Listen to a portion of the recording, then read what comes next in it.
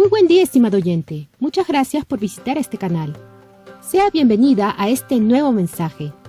En esta oportunidad quiero presentarle un pasaje de la Escritura muy especial que podemos encontrar en el Evangelio de Juan, capítulo 2, versículos del 1 al 11. Primero, porque se trata del primer milagro del Señor Jesús en su vida pública. Y segundo, porque aunque sucedió en el contexto de una actividad de la vida cotidiana, como lo es una boda, esconde un profundo significado y sienta la base de su ministerio aquí en la tierra. Y así como en exposiciones anteriores, realizaremos un análisis expositivo del texto, entendiendo cada versículo o grupo de versículos con el fin de desvelar lo que el Señor quiere que aprendamos y obedezcamos. Así que pasemos directamente a nuestro breve análisis. Leemos en los versículos del 1 al 3. Al tercer día se hicieron unas bodas en Caná de Galilea, y estaba allí la madre de Jesús. Y fueron también invitados a las bodas Jesús y sus discípulos. Y faltando el vino, la madre de Jesús le dijo: «No tienen vino». Estimado oyente, aquí vemos que el Señor, sus discípulos y su madre estaban invitados a unas bodas. Todo se desarrollaba con tranquilidad hasta que de pronto se acabó el vino. Esta situación llama mucho la atención, pues normalmente para una boda todo se planifica con anticipación, no debiendo faltar ni la comida ni la bebida. Imagínense la sorpresa de los invitados y el bochornoso momento para los novios y su familia. Entonces, María comunica al Señor Jesús la falta de vino, pues ella, sabiendo que su hijo es Dios hecho hombre, podía intervenir y solucionar el problema inmediatamente. Sin embargo, estimado oyente, aunque el trasfondo del comentario de María puede pasar desapercibido para muchos, notemos que aquí ella cometió un error. Efectivamente, al comentar que se había acabado el vino, estaba implícitamente pidiendo al Señor que manifieste su poder para resolver esta situación, que además de ser banal, nos revela que ella no fue capaz de darse cuenta que a ella no le correspondía decidir cuál sería la señal con la que el Señor debía comenzar su vida pública.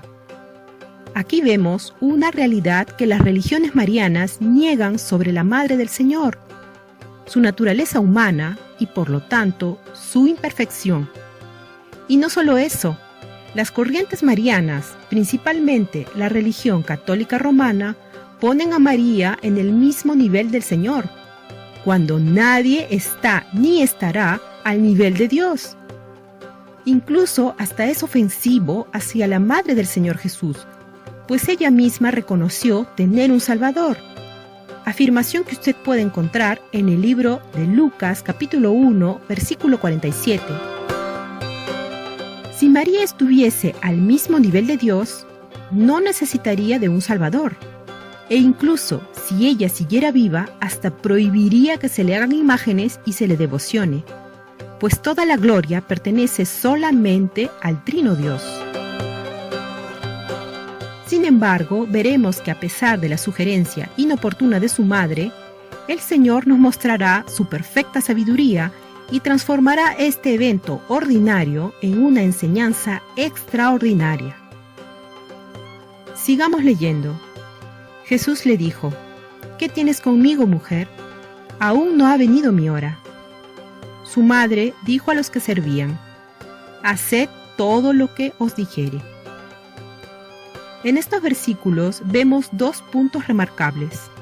Primero, que el Señor reprende a su madre al recordarle que el momento para comenzar su vida pública era decisión divina y no humana.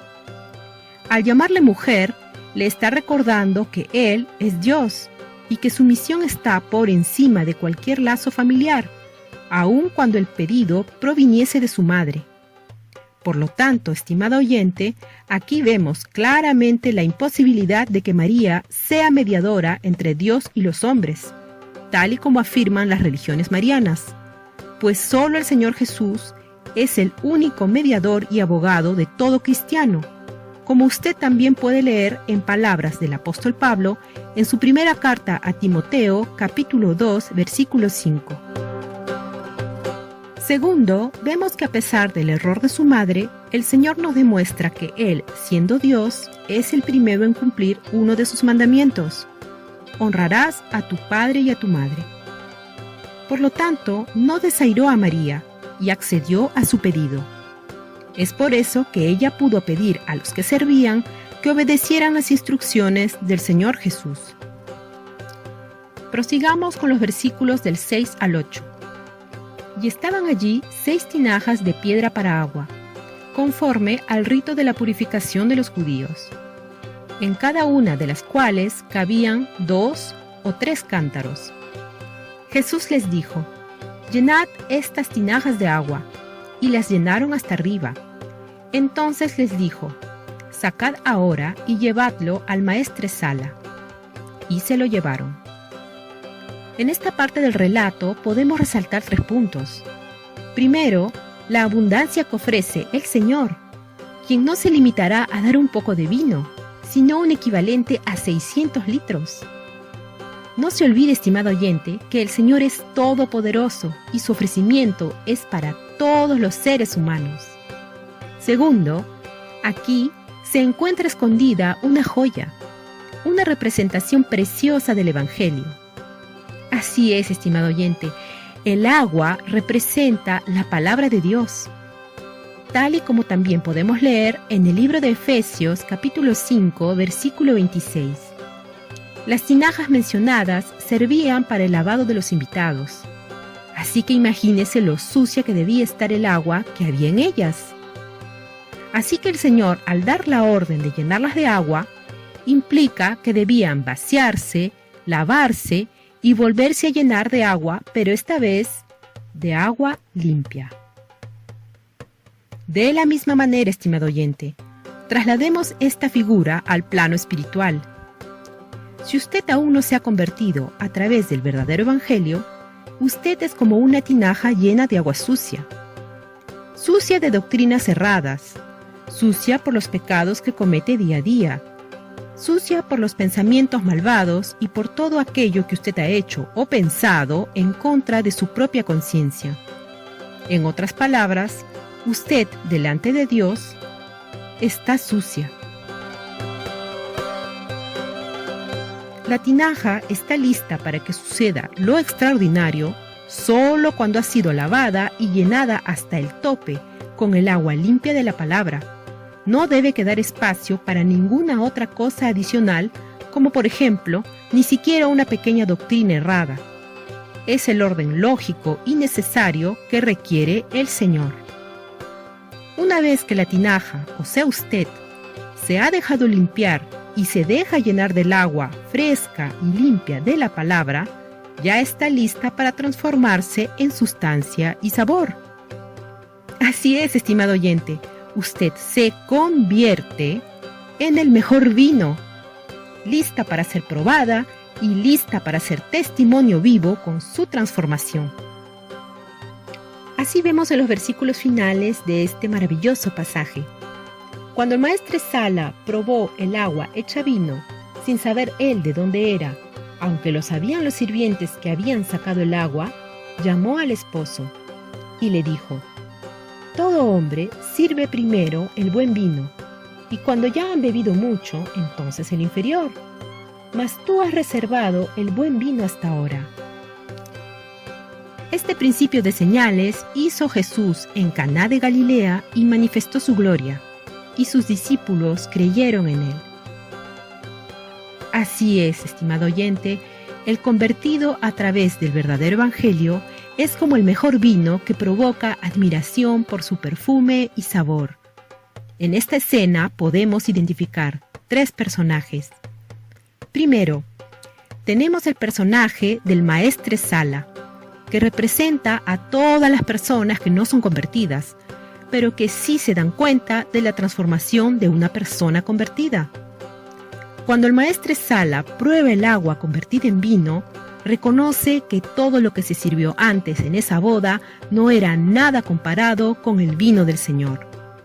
¿Se da cuenta, estimado oyente, el Señor nos muestra que hay un antes y un después de la transformación del agua en vino, es decir, de la conversión. Lo pasado queda atrás y no tiene punto de comparación con la nueva vida que Él nos ofrece.